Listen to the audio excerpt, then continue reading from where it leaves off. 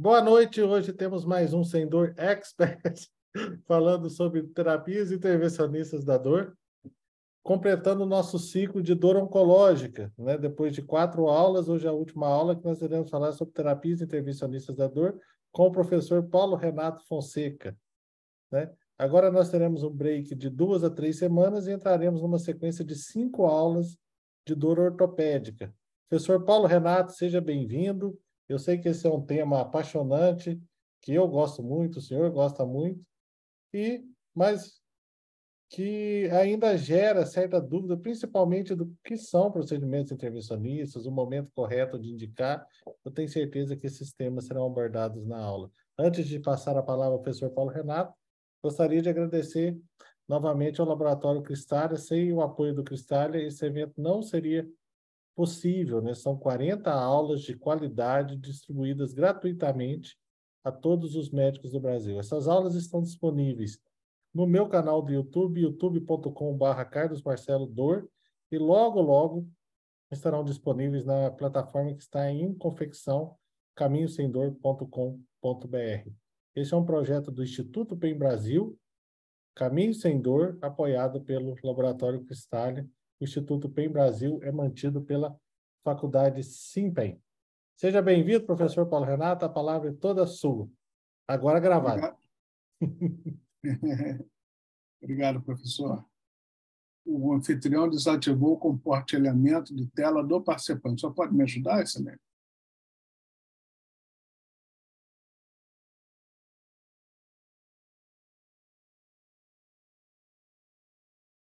Pronto.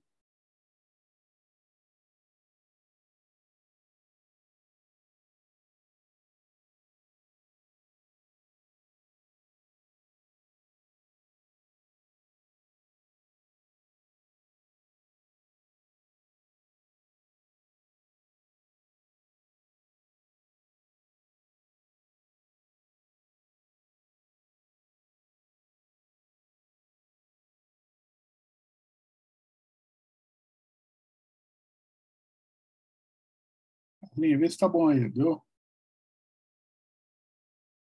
Perfeito. Então, pontuais pontualíssimos? Faltam 2 minutos. Pode começar ou você quer que eu aguarde 2 minutinhos? A não ser que o senhor tenha algum recado. Se o senhor não tiver nenhum recado, o senhor pode começar. Meu recado é, doutor Carlos Marcelo, que eu fiquei cansadíssimo depois de passar 4 dias na Bela Alfenas, trabalhando lá na Santa Casa. Nós fizemos um evento lá, com 40 procedimentos, né, Carlinhos? É o Premium Dor. Eu tive o prazer de ficar na casa dele, convivendo com a família dele. Então, mais uma vez, muito obrigado pelo convite. Muito obrigado novamente por ser tão parceiro, Carlinhos. A honra foi Pessoal, toda minha, professor. hoje a gente vai falar a respeito do procedimentos intervencionistas, como o doutor Carlos já adiantou, e esses procedimentos intervencionistas vão ser especificamente nos nossos pacientes de dor oncológica. Eu vou falar um pouco mais à frente para vocês o tamanho desse tema, né? A enormidade desse tema. Eu tentei fazer de uma forma que todos possam entender e alcançar a importância desse tipo de relação. Essa é a Comunidade Europeia, a Federação Europeia de Dor. Essa imagem que vocês estão vendo aí à direita foi do primeiro EFIC que eu fui, na Dinamarca, em 1919. O EFIC desse ano, 2023, eu já trouxe a atualização de 2019 para 2023, que é uma atualização muito interessante, porque ela é exatamente a mesma coisa que estava escrita em 2019. Então, nós estamos interessados muito nos pacientes que sobrevivem ao câncer, né? Isso é os gestores de saúde, tanto de saúde pública quanto privada, né? Nós temos muitos novos tratamentos, especialmente os imunos biológicos, novas complicações, novos fenótipos de dor, com síndrome de enxerto contra o hospedeiro, novas neuropatias com terapias alvas e com imunomoduladores. Cada vez mais a gente tem cânceres estacionados, né? O cara nem melhora nem piora, ele não vai para frente nem para trás, ele passa períodos longos com câncer estacionado. A gente tem visto isso em pulmão, tem visto isso também em pâncreas, em melanoma, doenças que no passado evoluíram de uma forma muito rápida, mesmo quando eram alcançadas nas fases mais iniciais das doenças. Com isso, esses pacientes hoje vão ter uma sobrevida maior. Haverá pacientes que vão desenvolver dor crônica, não só porque eles já tinham dor crônica, mas vai ser acrescentado a dor oncológica, e dentro do cenário de dor oncológica, esses caras vão viver mais. Consequentemente, se você olhar isso como um business, a gente entende que é progressiva, né? A quantidade de pacientes que têm câncer, por causa do aumento da longevidade, quantidade de pacientes que tratam o câncer e se veem quando a doença é controlada, cada vez maior, ou seja, aumenta a incidência e diminui a mortalidade. Com isso, a gente tem mais gente vivendo e mais gente com dor crônica. Então, 90% a 95% das vezes a gente controla com remédio, mas um pequeno número, talvez 5% ou, eventualmente, 10% desses pacientes merecem algum tipo, precisam, demandam algum tipo de procedimento intervencionista, que é o meu tema de hoje. Então, quando a gente fala sobre a relevância desse tema, nós temos que pensar muito nessa população. A população dos pacientes que sobrevivem ao câncer por um tempo maior, têm uma sobrevida maior, estão livres de doença e têm dor decorrente dos exames, dor decorrente dos pós-operatórios, dor decorrente do próprio tumor, dores decorrentes das sequelas que o tumor deixaram, como fraturas, e também das sequelas dos tratamentos da rádio, da quimio, da terapia-alvo e da imunoterapia. Então, a gente sabe que o controle da dor, não quero ser redundante, mas é um componente vital para a saúde das pessoas, de um modo geral, especialmente de pacientes de câncer, que tem esse fantasma sempre sobre a cabeça de que a doença vai voltar, se está doendo é porque a doença não está controlada, e fantasmas que acontecem na nossa vida. Eu tive a honra de estar ao lado desse brilhante professor Carlos Marcelo de Barros, editor-chefe do Tratado de Dor Oncológica, como editor institucional, e tudo que eu vou falar para vocês aqui, se não tudo, boa parte está disponível no Tratado de Dor Oncológica. Então, nós lançamos esse livro, me corrija, Carlos Marcelo, foi 2019? Acho que foi. 2019, professor. 2019. E ele continua atualizado, embora a gente já tenha ideia de dar uma atualizada nele, mas ele não está defasado, é um livro que ainda está bastante atual, após 4 anos de lançamento. Se você, em algum momento da sua carreira, dentro do mundo da dor, passar pelo seu serviço, pela sua instituição, por um processo de acreditação, seja do órgão nacional de acreditação, seja da canadense, seja da Joint Commission International, em algum momento vão exigir de você padrões de avaliação, padrões de tratamento, e dentro dos padrões de tratamento, certamente, como eu vou mostrar mais à frente, os procedimentos intervencionistas devem ser elencados. Quando a gente vai para o mundo dos intervencionistas, que é o nosso mundo, o World Institute of Pain, a ASAP e outras instituições que trabalham com intervenção, a gente pode pleitear, inclusive, a acreditação dos nossos centros de dor, não só das nossas pessoas físicas com uma acreditação através de titulação internacional, como a própria instituição na qual você trabalha. Quando a gente fala sobre intervenção, não tem como fugir da boa e velha escada analgésica da OMS, que foi descrita em 1986. A gente falou bastante sobre ela na aula passada, mas não custa dar uma repassadinha rápida. Ela foi descrita pela Organização Mundial de Saúde, é o primeiro grande guideline da OMS, é o primeiro grande guideline de dor no mundo, e ela foi feita para nortear como é que a gente usa o opioide nos pacientes de câncer. Ela só tem os 3 primeiros degraus, não está validado o 4º degrau. Então, quando nós estamos falando aqui sobre intervenção, nós estamos pensando num suposto 4º degrau, coisa que nós não achamos que é exatamente assim. A gente acredita que o 4º degrau está dividido dos demais degraus, do 1º ao 3º, e não como além do 3º. Ou seja, o paciente tem que estar na metadona, tem que estar no fentanil, tem que estar na morfina, para você pensar em fazer um bloqueio periférico nele, implantar um catéter, oferecer alguma coisa neurolítica que possa ajudar esse paciente. Então, o que a gente imagina? O 3º degrau, ele não é um degrau limitante, ou seja, a gente não precisa chegar nele, a gente sequer precisa chegar no 2º para indicar opioide para esse paciente. Então, se nós estamos usando as técnicas convencionais analgésicas, as terapias adjuvantes, as terapias complementares das práticas integrativas e complementares da saúde, esse paciente não tem boa resolução, vou explicar exatamente o que é resolução, o que não está sendo bom para esse paciente. nós acreditamos que a gente não precisa subir todos os degraus em relação aos medicamentos para indicar um procedimento. Então, eu me arrisco até a dizer que nós não paramos na ideia do quarto degrau, nós temos, inclusive, um pleito para um suposto quinto degrau, que também não está validado. E o que seria esse quinto degrau da escada analgésica da OMS alterada, né? Não é a escala original, que só vai ter o terceiro degrau. No quinto degrau, nós teríamos a medicina regenerativa, nos pacientes que têm a patologia benigna, a chamada sedação analgésica, que é aquele paciente que está numa fase muito grave de doença e de dor, precisa de um control-alt-del, precisa de uma paradinha, precisa de um alívio, em que a gente consegue fazer isso de forma internada, com a ideia de tirar essa sedação. E a chamada sedação paliativa, que sim, é uma sedação de final de vida, que não visa apenas um alívio temporário da dor, mas um alívio do sofrimento como um todo, que entram outras situações, como sangramentos, como falta de ar, dispneia, tosse e outras coisas que podem levar esse paciente a uma qualidade de vida muito baixa. Em outras palavras, o que nós acreditamos que esse quinto degrau não é quinto degrau, assim como o quarto degrau não é quarto degrau, ela pode estar espalhada ao longo dos 3 degraus da escala validada de 1986 da Organização Mundial de Saúde, para norteamento do tratamento medicamentoso da dor no câncer, em especial os opioides. Então, quando nós falamos sobre intervenção, onde é que a gente se localiza, né? Aonde estão os intervencionistas? Os intervencionistas estão exatamente num buraco, no meio, num espaço que é deixado entre o tratamento exclusivamente medicamentoso e o tratamento com reabilitação e as grandes cirurgias, as cirurgias mais cruentas, as cirurgias mais debilitantes.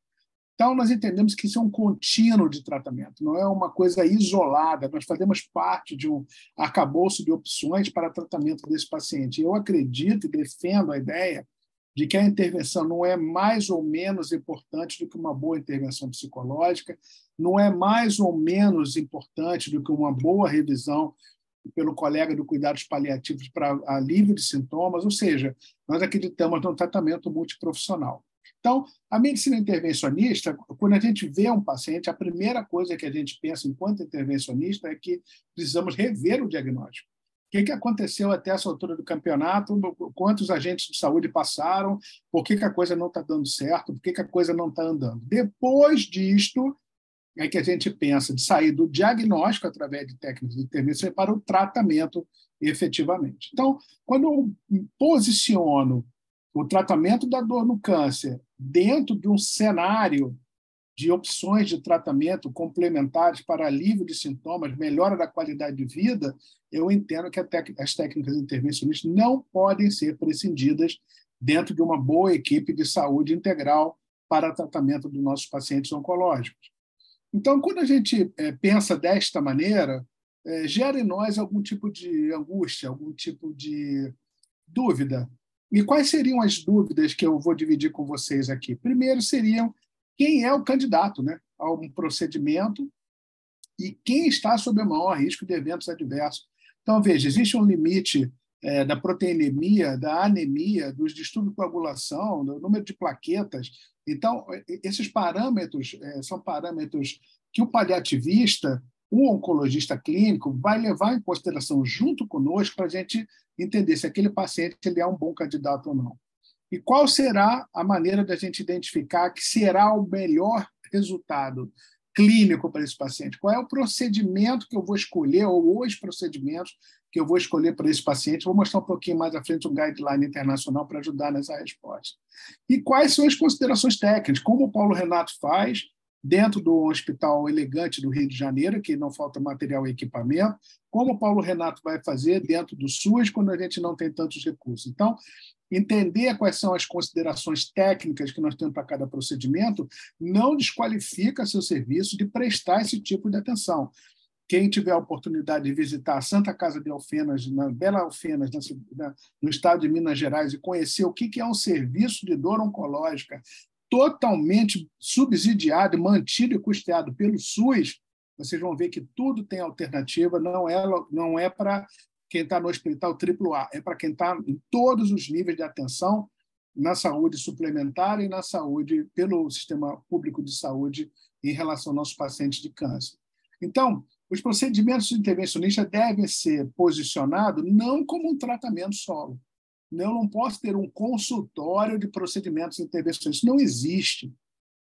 A pessoa que faz isso está equivocada, porque o médico de dor ele precisa fazer anamnese, exame físico, exames complementares, rever o diagnóstico, fazer o tratamento clínico para depois pensar num tratamento intervencionista. Ou seja, depois que você faz o procedimento intervencionista, ele continua sendo seu paciente e precisa de apoio clínico, precisa de apoio da equipe multiprofissional. Então, sempre nós seremos um facilitador dentro de um programa interdisciplinar de reabilitação nos pacientes oncológicos. Então, nós ainda temos algumas questões que são muito importantes para serem respondidas, mas eu vou tentar, de uma forma muito simplista, trazer para vocês uma quebra desse paradigma. Então, quando que a gente indica um procedimento intervencionista? Basicamente, são 2 cenários genéricos. Primeiro, a dor não está controlada.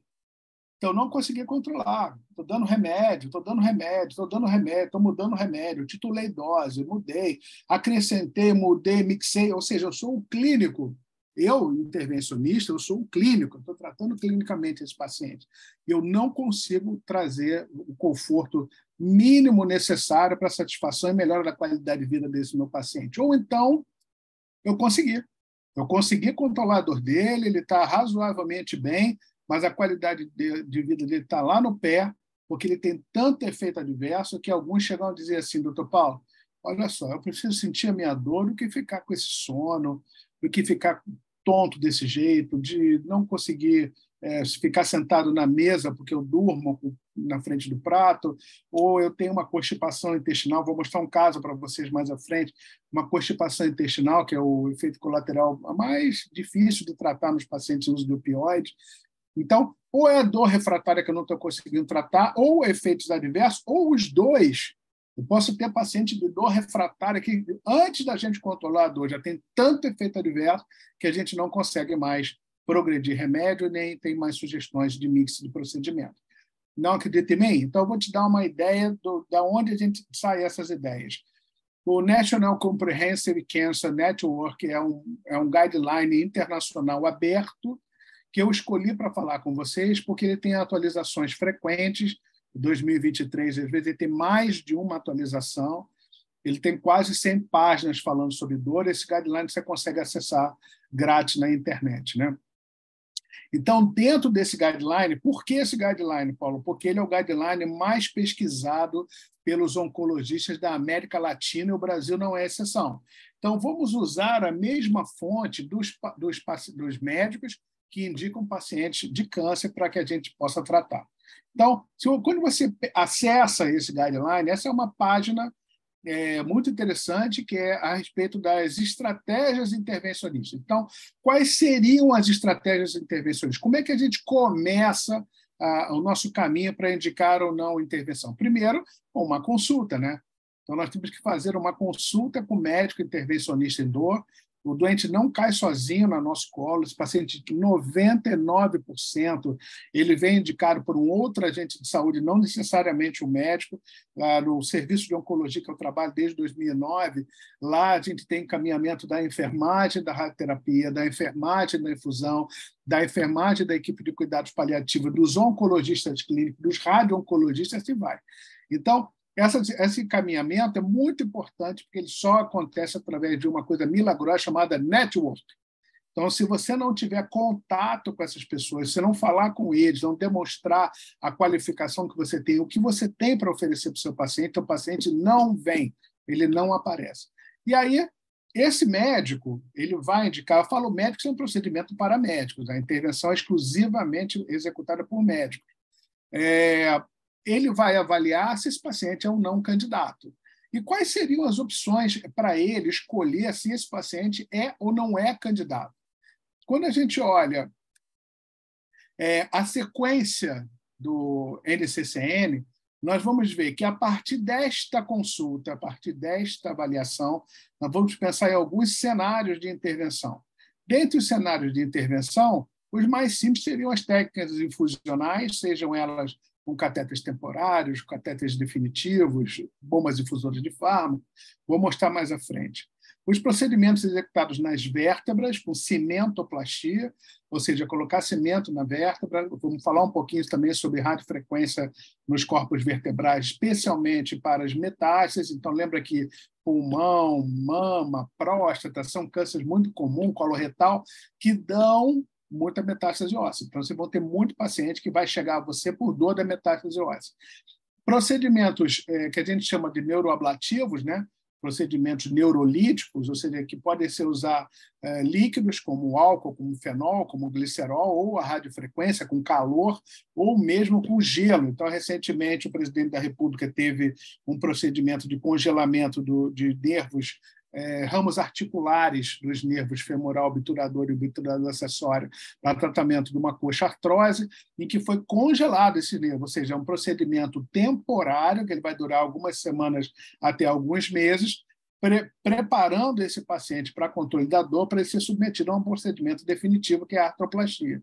Então, vem bem ao encontro do que a gente está falando aqui. Nós vamos falar também sobre os neuromoduladores, os neuroestimuladores, são equipamentos de analgesia elétrica, não tem infusão de medicamentos, e mais modernamente, as ablações dos tumores ósseos, sejam primários, sejam metástases, através de radiofrequência e outras técnicas. Então, se você não tem nada, você está lá no rincão, lá no interiorzão do Brasil, igual você tem um catéter de pedural para fazer analgesia contínua, cara, já está valendo.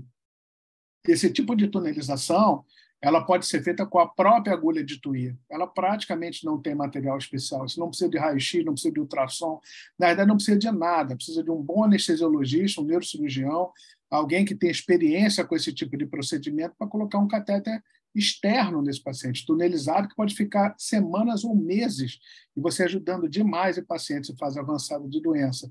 Esse catéter pode ser precedido por um bloqueio teste, por uma implantação de um catéter temporariamente, que, se tiver bem cuidado, bem arrumadinho, um bom corpo de enfermagem, uma família esclarecida, um paciente que não seja não colaborativo, a gente pode deixar esse catéter nas costas uma semana, 10 dias, sem grande problema. Se esse paciente precisar de um catéter de mais longa permanência, o professor Carlos Marcelo de Barro falou bastante sobre isso na aula há 2 semanas atrás, sobre terapias infusionais. Esses catéteres podem ser totalmente implantados. Esses catéteres funcionam muito parecido com os catéteres de quimioterapia, não tem grande diferença. A diferença é a localização deles, é epidural ou mesmo subaracnoide. Esses catéteres eles podem ser tanto o totalmente implantável quanto o parcialmente implantado, apenas tunelizado, anexado a uma bomba. Essa bomba infusora de fármacos, ela é uma bomba mecânica, ela não tem estrutura elétrica alguma, ela tem mola, ela tem um elastômero, ela tem uma série de artifícios que podem ser usados, que ficam injetando a solução que você preparar lá dentro. Alguns mais modernos, como esse do centro, têm até controle de dose, com aumento ou redução da dose conforme o alívio do paciente. Esse tipo de procedimento pode ser feito também de uma forma única, não é catéter. Nós vamos fazer um bloqueio neurolítico para uma metástase de coluna de costela de um paciente que tem uma metástase, uma senhora de 47 anos com uma metástase coloretal, né, com fraturas de vértebra. Então, o X é onde tem a fratura, as 2 marcações foram aonde eu fiz um bloqueio com neurolítico fenol, que custa R$35, foi guiado por ultrassom. No meu caso, foi feito em um hospital. É possível fazer em unidade externa, exclusivamente guiado por ultrassom, com um alívio muito grande desse tipo de dor. Se vocês estão reparando nessa textura de pele, isso chama-se livedo reticular.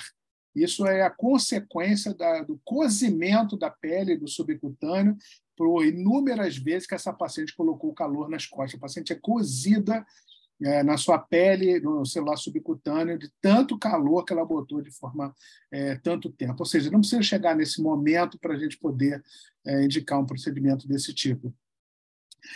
Assim como a gente fez com o fenol, a gente pode fazer com calor, queimando com radiofrequência, ou podemos fazer o congelamento. Esse é o congelamento que eu citei ainda há pouco, realizado no quadril do presidente, que são formações de bolas de gelo, ou ice balls, e essas bolas de gelo englobam a inervação da região, consequentemente, elas ficam parcialmente não funcionante, existe uma degeneração valeriana, é um processo um pouco mais complexo de explicar em 10 minutos, mas é uma interrupção temporária da ação desse nervo. Esse nervo vai se recuperar, é diferente de um procedimento mais agressivo com calor, por exemplo. Ou seja, isso pode ser usado, inclusive, em pacientes de doença benigna, nervos periféricos mais delicados e mais finos, nervos que são mistos, que têm alguma ação motora que você pode aceitar uma perda da ação motora temporária, mas esses nervos vão se recuperar em 100% das vezes.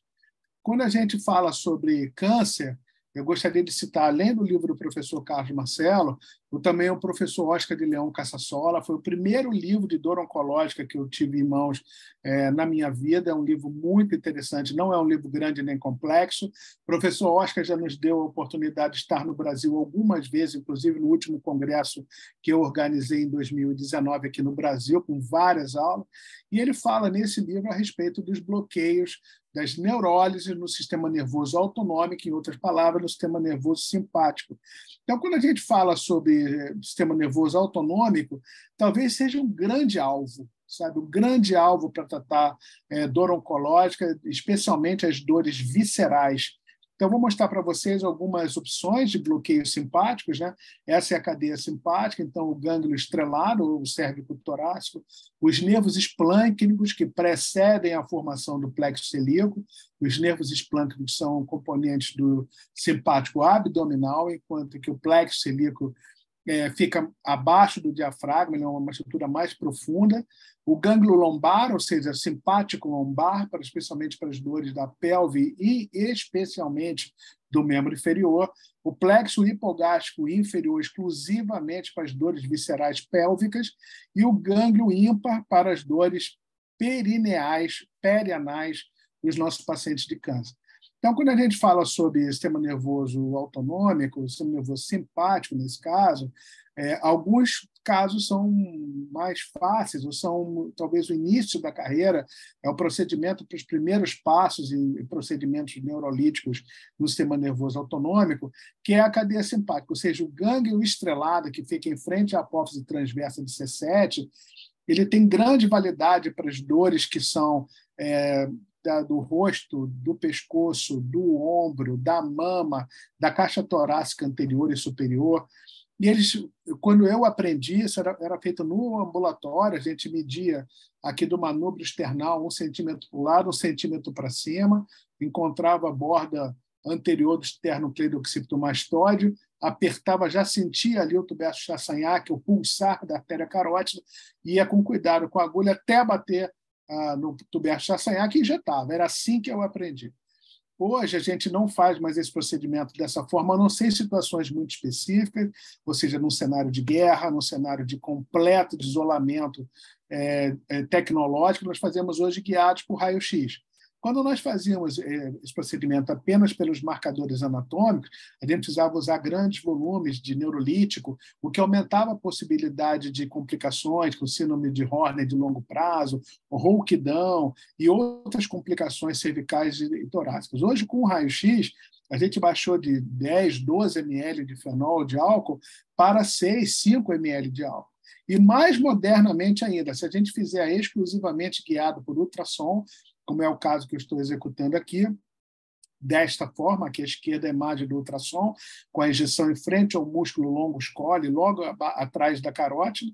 Nós vamos ter essa imagem aqui no raio-x só para comprovar que nós estamos no lugar certo, e a gente também vai ter um resultado muito bom, com um volume de neurolítico muito inferior, de 2 a 4 ml, diminuindo bastante as complicações.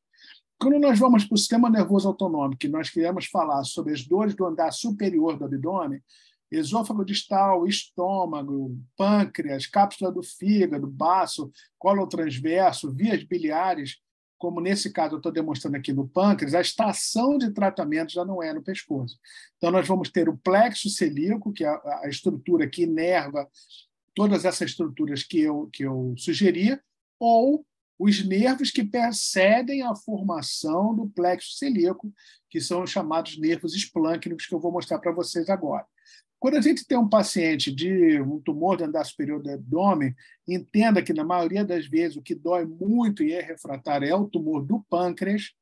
Nós temos a primeira possibilidade de tratar esse paciente Veja, não estou falando exclusivamente do médico intervencionista, estou falando aqui, olha, do cirurgião. Ou seja, durante a laparotomia, durante a laparoscopia diagnóstica, a neurólise do plexo celíaco pode ser feita por visão direta, ou quando esse paciente não tem condições de receber outra estratégia cirúrgica que possa aliviar a dor desse paciente, isso pode ser feito através de ecoendoscopia na pequena curvatura do estômago, perfuração da pequena curvatura do estômago e injeção de neurolítico logo à frente.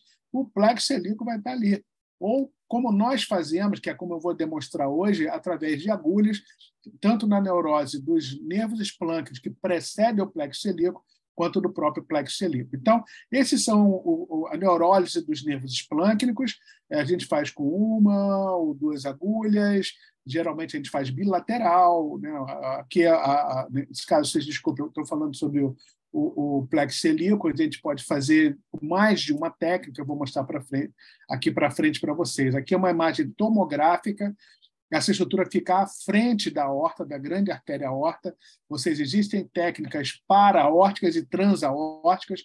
Os mais puristas acreditam que essa estrutura só é atingida por uma técnica transaórtica. Você tem que atravessar a aorta com a agulha e injetar anteriormente. Isso pode ser guiado por várias maneiras, mas quando se faz uma técnica lateral à aorta, a gente estaria, de fato, atingindo os nervos esplâncnicos dessa forma. Então, os nervos esplâncnicos ficam no tórax, a gente geralmente atinge esses alvos em T10, T11, T12, T11 principalmente, bilateralmente. São 3 grandes nervos esplâncnicos, podem ser tratados com fenol, com álcool, glicerol, com calor, com radiofrequência, ou até mesmo com a neurocriablação através de gelo, e vocês veem aí que eles vão furar a crura diafragmática e vão se transformar de nervos, que são estruturas como fios, num grande amaranhado, que são os plexos. Então, os plexos eles não permitem radiofrequência, de um modo geral, eles só permitem procedimentos com líquido, porque são muito dispersos, enquanto que os nervos têm caminho certo, a gente sabe anatomicamente aonde eles passam. Então, esses são os bloqueios dos nervos esplâncnicos. Aqui está sendo feito de um único lado, nesse primeiro momento. Então, nós podemos fazer desta forma, paciente acordado, decúbito ventral. O recurso é uma radioscopia, essa é uma radioscopia bem simples, para mostrar que isso não é uma coisa feita só em hospital AAA, a gente pode fazer em ambientes bem mais simples. Esse mesmo procedimento pode ser feito com injeção exclusivamente de líquido ou, como se tratam de nervos, eu posso queimá-los também com radiofrequência, que é esse caso que eu estou mostrando para vocês agora. A aula do Dr. Carlos Marcelo, 2 semanas atrás, brilhante, sobre terapias infusionais, eu vou fazer um pequeno revival do que foi falado naquela época. Então, a gente tem que ter pacientes que, para infusões de fármaco, especialmente totalmente implantados, de 6 meses a 1 ano de vida. As pessoas, às vezes, são mais parcimoniosas na indicação em pacientes que têm menos tempo de vida, mas não dá para ter um limite numérico sobre quanto você pode ajudar um paciente. Paciente com 2 cruciantes, com múltiplas metástases ósseas, com múltiplas fraturas, talvez seja ele uma das grandes pacientes que vão ter bom resultado. A única contraindicação absoluta, inquestionável, é o paciente não querer. As demais são contraindicações absolutas, mas não são tão absolutistas, que são infecção no local da punção, quadros infecciosos sistêmicos, problemas de coagulação. Ou seja, a gente pode ter vários cenários que são contraindicações, mas dentro do cenário de cuidados paliativos, a gente é mais condizente, a gente é mais flexível com essas contraindicações, exceto quando o paciente não quer, quando não há autorização. As outras a gente pode pensar, será que vamos fazer? Ter uma discrasia sanguínea, vou fazer uma transfusão de concentrado de plaquetas, faça o procedimento, depois ele volta para o estado basal, ou seja, as contraindicações elas podem ser contornadas, são aceitáveis de serem contornadas em pacientes específicos. Então, lembra que a gente faz um bloqueio teste, existem várias maneiras, desde com catéter até punções únicas, com os agentes que você vai injetar. Geralmente o bloqueio teste é feito com morfina, então nós fazemos morfina para saber se o paciente melhora. O Dr. Carlos falou bastante sobre isso, e se o bloqueio teste for positivo, a gente entende que esse paciente melhorou preferencialmente mais de 50% dos seus descritores de dor, preferencialmente 70% dos descritores de dor, para a gente indicar uma terapia definitiva para esse paciente. Então, Existem vários tipos de bomba, o Dr. Carlos falou bastante. Essas bombas são diferentes uma das outras. Essa é a única bomba programável nesse momento que a gente tem no Brasil, uma bomba de muito bom resultado, que a gente tem mais experiência. Ela fica totalmente implantada no subcutâneo, na parede anterior do abdômen, de preferência do lado esquerdo. Por que lado esquerdo, Paulo? Porque a direita, se ela tiver, ela impede um procedimento por videolaparoscopia na árvore biliar, que é uma coisa muito comum de fazer uma colecistectomia videolaparoscópica, porque ela vai estar exatamente à frente dos portais de tratamento. Então, dê preferência a implantar a sua bomba do lado esquerdo. Então, essa é como a gente implanta, paciente sob sedação, né? Sedação generosa, não é uma sedação leve, paciente semi-inconsciente, né? Mas não precisa ser entubado, nada disso. Uma incisão abdominal, a bomba está ali à direita, né? Totalmente implantada, sendo ancorada e fechada, e um tempo posterior, que é a punção e colocação do catéter no nível adequado. Esse é um outro caso meu também, que estou fazendo o tempo, quando 2 médicos estão qualificados, um faz o tempo abdominal e o outro faz o tempo do catéter, né, para adiantar o procedimento. Isso é como a gente controla, né? Ou seja, a bomba fica totalmente debaixo da pele. Essa minha paciente é a paciente que eu citei ainda há pouco, da constipação intestinal. Vou mostrar para vocês aqui como é que era o raio-x dela, ou seja, se ela chegar no pronto-socorro dizendo que estava com dor na barriga e alguém radiografa, vão abri-la achando que é uma obstrução intestinal mecânica, e não é. Era uma obstrução intestinal medicamentosa e iatrogênica por uma dose muito grande de morfina e metadona que eu dava para ela. Então, o grande benefício dela, veja bem, ela tinha dor controlada, tá? Eu implantei uma bomba nessa senhora que tinha um melanoma múltiplo depois de 7 anos de tratamento clínico. 7 anos de tratamento clínico. O Dr. Carlos Marcelo deve estar com os cabelos em pé, porque ele é muito mais generoso do que eu no oferecimento desse tipo de procedimento precocemente no nosso paciente, mas essa paciente estava bem, ela tinha dor controlada, ela recebia o remédio do convênio, e ela só se queixava da constipação, tentei, rodei, não conseguia melhorar, ofereci um bloqueio teste. Então, o grande benefício dessa senhora não foi o controle da dor, foi o benefício dela fazer cocô. Essa senhora fazia cocô 1 vez por mês. Então, quem imagina como você fica intoxicado, você fica efetivamente enfesado, né, cheio de fezes, essa paciente tinha uma qualidade de vida muito ruim. Essa é a mesma paciente, fazendo uma recarga da bomba, né? A recarga da bomba acontece de acordo com a demanda, né? Ou seja, quanto que o paciente consome por dia, a gente vai ter uma previsão de quando precisa carregar. E a programação dessa bomba, eu trago aqui algumas informações que a gente consegue através do computador, por telemetria. Então, está aqui o volume da bomba, é uma bomba de 20 ml, existem bombas de 20, de 40 ml.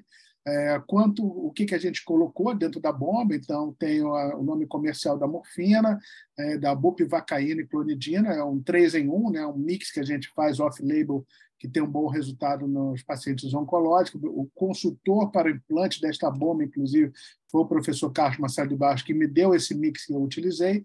E aqui é a velocidade de infusão, ou seja, a taxa de infusão.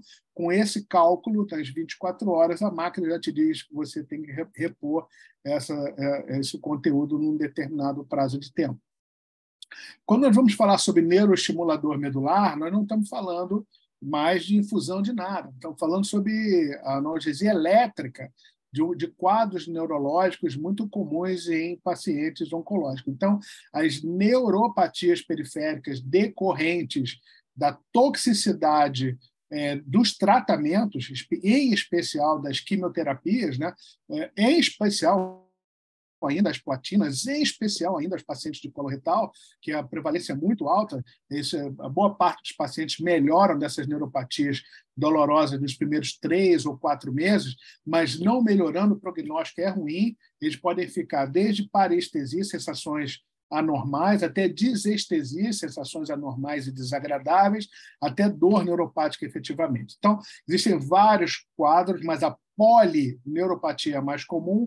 Quando você lê polineuropatia, subentenda a bilateralidade, então pode ser 2 pés, 2 mãos, ou os 2 pés e as 2 mãos, por isso haverá bilateralidade e a gente vai tratar esse paciente de forma clínica, medicamentosa, e em casos específicos a gente vai colocar um neuroestimulador.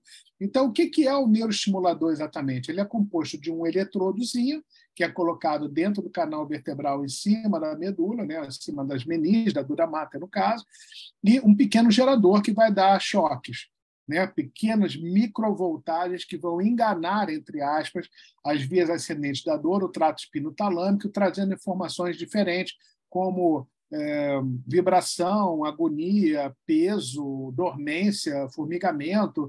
Os pacientes falam muitas coisas, falando isso de uma forma muito simplista, mas existem já neuroestimuladores que abrem mão desse tipo de sensação. O paciente só tem o benefício analgésico sem ter essas parestesias. Isso é a forma como que nós fazemos, anestesiologistas e neurocirurgiões, uma forma de punção percutânea com uma agulha muito parecida com uma agulha de Tuí para peridural, um catéter muito parecido com um catéter comum de infusão, mas ele é um eletrodo, ou seja, ele não tem nenhum sítio de injeção. Cada eletrodo desse tem vários ativos, né, ou vários polos, ou vários contatos, existem vários nomes, a gente programa o nosso gerador de modo que esses contatos tenham cargas positivas e negativas que cubra aquela área de dor no paciente, ou seja, nós podemos botar 1, 2, 3, 4, 5 eletrodos no paciente, com um ou mais geradores, para cobrir todos os fenótipos de dor. Existem muitos eletrodos diferentes, não cabe aqui a gente falar longamente sobre isso, mas é importante que vocês saibam que isso existe, está à disposição e é pago na saúde suplementar e também é acessível no SUS. Então, quando nós falamos sobre neuroestimulador, o que a gente pode estimular? Esses são dois eletrodos de 8 polos cada um, 16 polos no total, conectados num único gerador, abaixo de T12, entre T12 e L2, para estimulação do cone medular, o que é comum a gente tentar em pacientes que têm dor visceral, que têm dor pélvica, que têm dor até em membros inferiores, não tão mais comumente, mas muito mais visceral e dor pélvica. Para membros inferiores, eu vou mostrar mais para vocês que a gente coloca esse catéter, esse eletrodo mais acima, entre T8 e T11. Por que esses níveis são escolhidos dessa forma, Paulo? Existem tabelas que entendem onde as raízes não entram na coluna, mas onde as raízes entram na medula. Então, lembra que a partir de L1, L2, L1 principalmente, acaba a medula e a gente tem a caldequina, ou seja, uma raiz L4, L3, L5, que entra no forame a nível lombar, ela navega por dentro do canal vertebral e ela entra dentro da medula nos níveis torácicos, de T8 a T11. É por isso que o eletrodo é colocado lá em cima. Nós podemos também ter esses catéteres implantados em nervos periféricos, para dores mais segmentares, dores de amputação, dores de neuromas, naqueles neuromas extremamente dolorosos, naqueles pacientes de sarcoma, por exemplo, que eles fazem amputações ascendentes e formam vários neuromas de vários processos. Então, esses eletrodos eles são eletrodos mais pequenininhos, são eletrodos que são implantados também percutâneo, muito comumente guiados por ultrassonografia, e esses eletrodos eles sequer precisam de um gerador implantado. Então, ele pode ser colocado desta forma, apenas o eletrodo está implantado, e ele se conecta através daquela antena azul que vocês estão vendo na tela, com outra estrutura pretinha e colocado através de um cinto posicionado no paciente, de modo que haja um contato transdérmico entre o gerador, a antena azul e o nosso próprio eletrodo implantado, fazendo com que esse procedimento seja feito em nervos periféricos ou mesmo na coluna vertebral, uma estimulação semelhante ao que a gente viu no exemplo anterior. Então, a cicatriz é mínima, e esse gerador fica colocado através de um cinto debaixo da roupa, ele fica muito discreto, é uma incisão a menos, é um gerador a menos, a recarga é externa, ou seja, tem algumas vantagens e algumas desvantagens em relação a outras técnicas. Um grande novo alvo para a intervenção é o gânglio da raiz dorsal, ou seja, onde mora o corpinho do primeiro neurônio da via da dor. Quando ele, por ser um neurônio pseudonipolar, ele vai fazer a primeira sinapse lá já no corno posterior da medula. Então, o corpinho dele, esse emaranhado de corpinhos neuronais, é um grande alvo para a neuroestimulação. Então, a gente pode colocar aquele eletrodos que nós vimos anteriormente, são eletrodos específicos para esse alvo, não é mais dentro do canal vertebral, não é mais em cima da medula. Na realidade, esse eletrodo fica colocado em cima da raiz, mais especificamente em cima do segmento da raiz dorsal, em que tem um gânglio onde mora o corpo do primeiro neurônio. Então, é ali que o nosso campo eletromagnético vai modular esse neurônio, que tem uma imensa atividade neuromodulatória, o que vem lá da periferia do nosso receptor até entrar no corno posterior da medula e fazer as suas devidas sinapses nas lâminas de Hexa. Então, essa é a imagem à direita de um desenho esquemático, e aqui à esquerda, como é na vida real, o implante de neuroestimulador para o gânglio da raiz dorsal. Quando nós falamos sobre tumores ósseos, uma das coisas que nós podemos fazer é não só tratar o próprio tumor, ou seja, uma coisa mais do cirurgião oncológico, do cirurgião de toque, né, da oncologia, mas nós podemos tratar também esse paciente em relação à dor desse tumor. Então, existem procedimentos percutâneos que alcançam o corpo vertebral para tratar metástases ou tumores primários, que passa por mais de uma etapa, que é a punção. A seguir, nós colocamos um eletrodo através dessas mesmas punções. Esses eletrodos vão gerar um calor na ponta e vão fazer a ablação desse tumor, da metástase, uma destruição dessa estrutura. Vai se formar, então, uma cavidade, uma área menos vascularizada, uma área mais sensível. Então, logo depois de executar este procedimento, nós injetamos uma pequena quantidade de cimento ósseo por uma agulha ou pelas duas agulhas, vai depender de caso a caso, para poder completar essa área de ablação que ficou no corpo vertebral, que é mais suscetível a fraturas no futuro. Outras opções que nós temos ossos longos, metástase, por exemplo, de bacia. Isso pode ser feito da mesma forma, de forma bipolar, ou seja, usando duas entradas com dois eletrodos, né, fazendo uma corrente de lesão entre um eletrodo e o outro, ou um tratamento unipolar, ou seja, nós fazemos uma única punção, podemos até repetir essa punção, mas usamos apenas um eletrodo, especialmente nos tumores que têm menos de 2 centímetros. Então, é uma boa alternativa também. O que nós fazemos dentro da medicina intervencionista da dor, esse é o meu recado final, é não sair do que nós acreditamos de fato, enquanto a Sociedade Mundial para Estudador, a IASP, enquanto a nossa Sociedade Brasileira para Estudador, em que tem o professor Carlos Marcelo de Barros como o presidente eleito para o biênio 24-25, e a mim mesmo, que tive a honra de presidir essa sociedade há 2 anos atrás.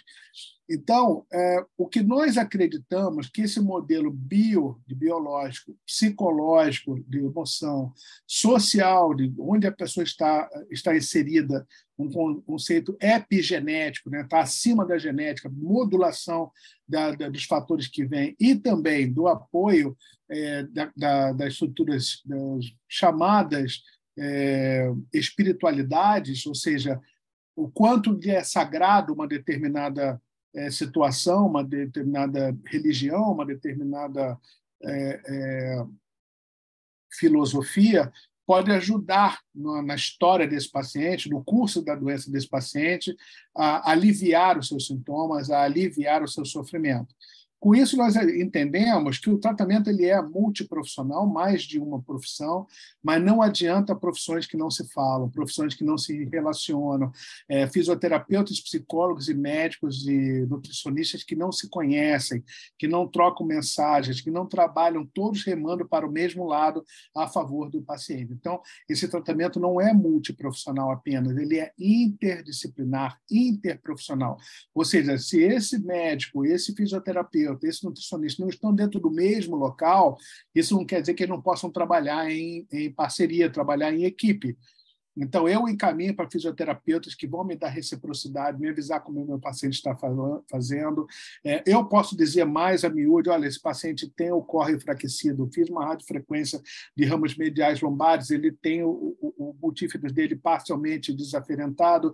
Então, se esse fisioterapeuta não tiver esse retorno meu, o trabalho dele é comprometido. Se eu não passar isso para o fisioterapeuta, o meu trabalho é comprometido, e isso é de ser entendido por todos nós, terapeutas ocupacionais, estudantes, educadores físicos, profissional da saúde mental, psicólogos, médicos, os médicos de todas as especialidades, desde o clínico, do geriatra, do pediatra, do oncologista, de todos que contribuem com o tratamento da dor. Então, todos nós temos que contribuir, cada um com a sua expertise, mas nós temos que nos falar. Então, dentro da sua instituição, se você tiver essa equipe multiprofissional com mais ou menos profissionais, mas tiver um prontuário único, todo mundo tiver acesso, um poder botar recado para o outro, às vezes as pessoas nem precisam se falar. Mas existe um negócio maravilhoso que chama-se telefone celular, que tem um aplicativo sensacional chamado WhatsApp, que costuma funcionar também muito bem. Uma pequena mensagem, um pequeno áudio, um pequeno laudo de imagem pode ajudar demais o seu paciente. Todas as vezes que eu fiz um diagnóstico de progressão de doença, eu avisei o oncologista, olha, eu estou achando que a doença dele progrediu, eles me agradeceram, afinaram o contato comigo, entenderam que eu posso contribuir com a saúde do paciente dele, que eu não sou um rival, que eu não sou uma pessoa que está jogando contra, que eu não dou remédio que afeta o tratamento dele, que eu os consulto. Ou seja, esse é o meu conselho para vocês. Fazer o que eu faço, não por arrogância, mas eu fui aprendendo a lidar com todo esse sistema, com as fonoaudiólogas, com as enfermeiras de cuidado paliativo, as enfermeiras da radioterapia, as enfermeiras da infusão, enfermeiras, entenda enfermeiras e enfermeiros, é um relacionamento, ou seja, um depósito mútuo e recíproco de confiança que vai melhorar seu paciente. Com o trabalho em equipe, a conclusão é que nós teremos sucesso. O sucesso é quando o paciente falece e a família te liga para agradecer. Esse é o grande sucesso quando a gente tratou a dor do câncer desse paciente, quando a gente, de fato, fez diferença para ele e para a família dele, e que eles se sentiram basicamente amparados, protegidos, com relação de confiança, com uma relação baseada no seu compromisso com a entrega, seu compromisso com o resultado, seu compromisso com o desfecho. Isso é mais importante do que qualquer tipo de tratamento exclusivamente cientificista, apenas com ciência médica, um tratamento frio, distante, indisponível. Isso não trata bem o nosso paciente, não é isso que a gente quer para nós, não é isso que a gente tem que oferecer para os nossos pacientes. Muito obrigado. Obrigado, professor. Mais uma vez, uma aula fantástica de um tema que é muito prevalente, né? E sempre atrai muita curiosidade das pessoas que não atuam diretamente ou na intervenção ou na dor no câncer. O chat está aberto para as perguntas. Professor, para a gente levar, muita gente sempre questiona, né? E você sabe que eu sou militante disso, quase militante, né? Quando você tem uma causa que você defende quase que cegamente. Tanto que a gente até tenta mudar a escada analgésica, o senhor sabe disso, nós temos aí o trabalho submetido na Pain Practice, espero que seja publicado, está aí a análise, para questionar justamente esse enorme delay, né, que acontece. Professor, na sua opinião, qual que é o momento correto? Quando a gente indica um procedimento intervencionista? Então, no meu pensamento, o momento da intervenção é o paciente que vai dizer. Porque a única contraindicação absoluta é o paciente não querer. Por outro lado, o que você pode dizer para ele para ajudá-lo a escolher o momento certo? Quando a sua dor não estiver adequadamente tratada e com resultado, ela pode estar adequadamente tratada dentro do ponto de vista científico, mas para o paciente não. Ou seja, ele tem um preconceito com morfina. O doutor só me dá qualquer coisa menos morfina. Aí você prescreve metadona, prescreve oxicodona e ele aceita. Ou, ao contrário, doutor Paulo, eu sei que a morfina é o meu remédio, né? Só pode prescrever para mim, esses outros remédios não tão fortes para mim o suficiente. Então, quando você vai descobrir isso? Relacionamento médico-paciente. Então, tecnicamente, quando é que você indica dor refratária, ou seja, aquela que você não está conseguindo controlar com remédios? É muito comum esse paciente que tem fraturas, por exemplo, tem metástase óssea, é difícil controlar a dor desse paciente. Paciente que tem doença difícil de tratar, pâncreas, é uma doença que dá muita dor. Paciente que tem a fase avançada de cabeça e pescoço, também são pacientes que têm muita dor. Então, o outro cenário, a dor não conseguiu controlar, ou a dor conseguiu controlar, mas ele tem tanto efeito colateral que a vida está tão miserável, né? Ele não consegue comer, ele não consegue fazer cocô, ele tem retenção urinária, ele vive com sono, sabe? Ele tem sonolência diurna, ele tem ilusões, alucinações, ou seja, efeitos colaterais inaceitáveis de serem conduzidos que eventualmente não geram tolerância, ou seja, aquele remédio que você dá, ele não se sente bem nos primeiros tempos, mas depois ele gera uma tolerância, ele passa a ficar com benefício analgésico sem ter grande efeito colateral. Tem paciente que nunca se acostuma, né? Então, ele sempre fica mal, ele sempre tem uma limitação. E pode ter o pior cenário de todos, que é aquele paciente que não tem a dor controlada e ainda tem efeitos colaterais inaceitáveis.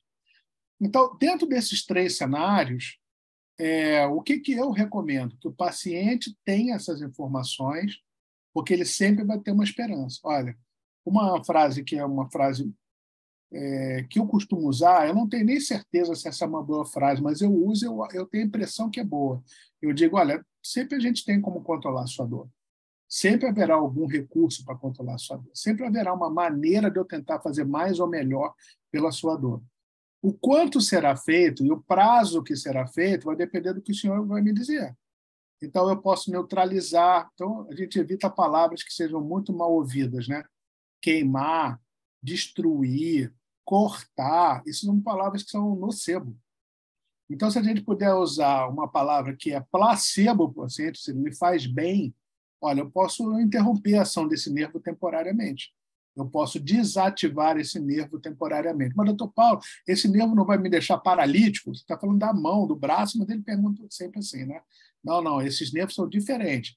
Esses são os nervos que a gente chama de autônomos ou autonômicos, que são nervos que controlam a dor, a pressão, o tato, a frequência do coração, a vontade de fazer xixi, cocô, que o senhor não controla, ele funciona automaticamente. Isso dá uma percepção de segurança para esse tipo de procedimento. Ou quando ele entende mesmo, olha, tem uma fratura, está quebrada, tem uma doença aqui que controlou com a radioterapia, com a quimioterapia, mas ficou um espaço entre uma costela e outra, e cada vez que o senhor respirar, tossir, fizer cocô, fizer um valsalva, vai doer, mas a gente tem uma opção, vamos trabalhar esse nervinho que passa debaixo da costela, ou seja, tem que falar de uma maneira que o paciente alcance, sem nada muito rebuscado, nada que seja de difícil compreensão, não oferece as coisas de primeira vez, não fala que só tem essa opção de tratamento, deixa ele para casa, compartilha com a família, compartilha com o responsável legal, compartilha com o cuidador,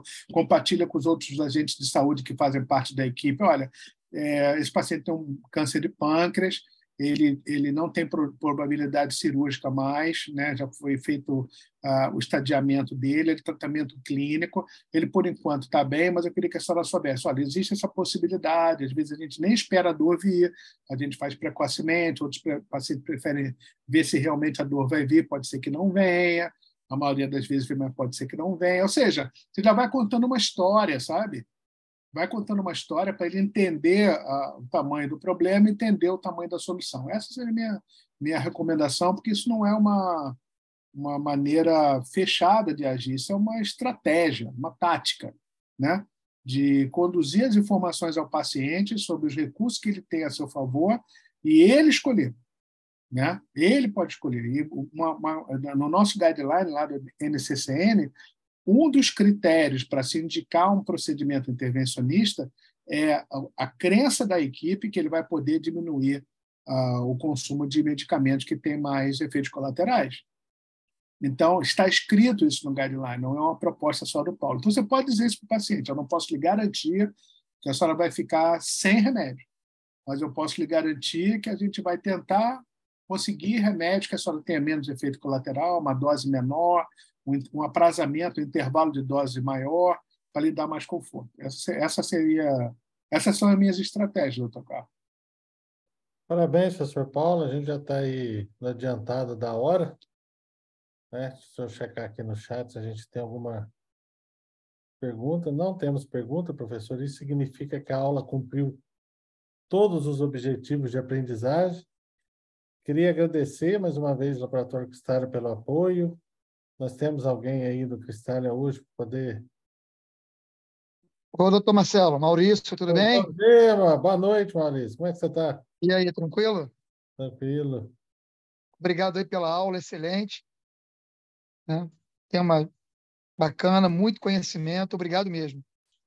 Nós que agradecemos ao Laboratório Cristália e já deixamos aqui, antes de passar a palavra ao professor Paulo para as considerações finais, deixamos aqui o convite, né, a todos acompanharem agora a próxima série.